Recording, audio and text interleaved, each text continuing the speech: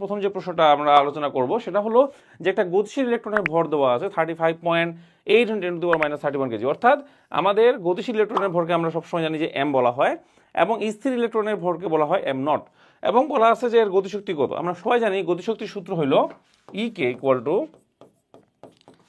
m - m0 × c²। এখন চল জোর দিয়ে ভ্যালুগুলো বসাই দাও। m এর মান আমাদের প্রশ্নে দেওয়া আছে 35.8, আমাদের m0 এর মান দেওয়া আছে 9.1 ইন্টু 10⁻31 কেজি ইন্টু আলোর বেগ। আলোর বেগের মান কত? 3 × 10⁻8। সো বসাই দাও 3 × 10⁻8।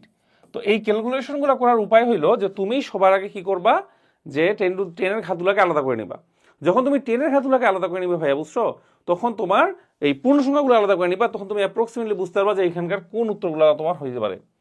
বুঝতে পারছো? তো তোমাদেরকে হাতে কলমে দেখাই দেয় আমি। আসো যে প্রথমত আমরা 35.8 থেকে 9.1 যদি বিয়োগ করি তাহলে দেখা যাচ্ছে যে 26.7 এর মতো আসছে স্যার, ইন্টু এই 3 স্কোয়ার যে দেওয়া আছে পাশে আলোর ব্যাগের উপরে 3 স্কোয়ার, এটাতে 3 থেকে 9 আসছে। অ্যান্ড একই সাথে তুমি দোষের ঘাতগুলোকে এখন আলাদা করে নাও।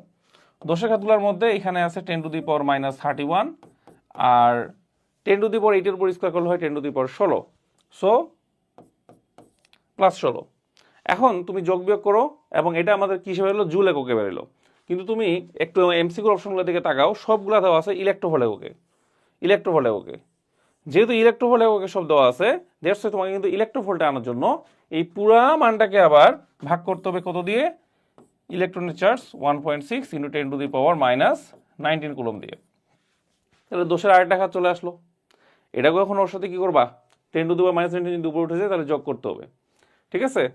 সো আমরা ইন দি লাস্ট ফরম্যাট লিখি যে এই যে 3টা পূর্ণ সংখ্যা এবং এই দোষের ঘাতগুলো যদি আলাদা করে লিখি, লক্ষ্য করো যে 26কে এখানে তুমি 9 দিয়ে যদি গুণ করো তাহলে 2.4 × 10 এরকম আসবে, বা 240 পয়েন্ট সামথিং আসবে, ঠিক আছে? এরকম তুমি চেক করে দেখিও। আর এটাকে যদি 1.6 দিয়ে ভাগ করি, তুমি চিন্তা করো যে আমি এটাকে কি লিখতেছি, যে 2.67 ইন্টু দোষের একটা ঘাত দিলাম 10⁻1 ইন্টু 9 ডিভাইডেড বাই 1.6 ইন্টু 10⁻, এই -31 + 16 মিলে হচ্ছে 10⁻15, এই 10⁻15 এর সাথে আবার +19 যোগ করে দাও। তো তুমি লক্ষ্য করলে দেখবা আমাদের 3টা পদ অলরেডি তৈরি হয়ে গেছে। এই 10⁻1, 10⁻, এখানে আসছে +4, অর্থাৎ 10⁻5। আলটিমেট উত্তর হবে কত? 10⁻5। এবং তার সাথে তুমি যদি এই 9 আলাদা একটা কালি দিয়ে দেখি তাহলে তোমাদের বুঝতে সুবিধা হবে। এই যে এই পাশে 9, এখানে 2.67 আর এখানে 1.6, এই দুটো যদি ভাগ করো তাহলে দেখো যে 1.6 আর 2.67 মোটামুটি কাছাকাছি। আমি বলতেছি না একদম কাছাকাছি, যে এই দুটো যদি ভাগ করি আমরা 1-এর থেকে একটু বেশি হবে। 1-এর থেকে একটু বেশি হলে 9 দিয়ে যদি গুণ করো তাহলে 9 পয়েন্ট সামথিং হবে। ধরে নাও আমি 9.3 ধরলাম, ধরে নাও অ্যাপ্রক্সিমেট, দেখি উত্তর কাছাকাছি যায় কোনটা। আমরা যদি 1 নম্বর অপশন দেখি, দেখছি 2.10⁻6, 10⁻6 তো হবেই না, এটা প্রথমেই ক্রস আমাদের। তারপরে এটাতে আছে 9.4 × 10⁻5, তাহলে দেখো এই যে আমাদের উত্তরটা 9.3 × 10⁻5, এটার কাছাকাছি গেছে না? এই যে 9.3 × 10⁻5, এখানে 9.4 × 10⁻5। সো আমাদের কিন্তু এই বি নাম্বার অপশনটা হওয়ার প্রবাবিলিটি সব থেকে বেশি। তারপর আমরা সি ডি অপশন চেক করি, দেখো এখানে আছে 1 × 10⁻6, -6 হওয়ার তো কোনো চান্সই নাই, সেটা ক্রস।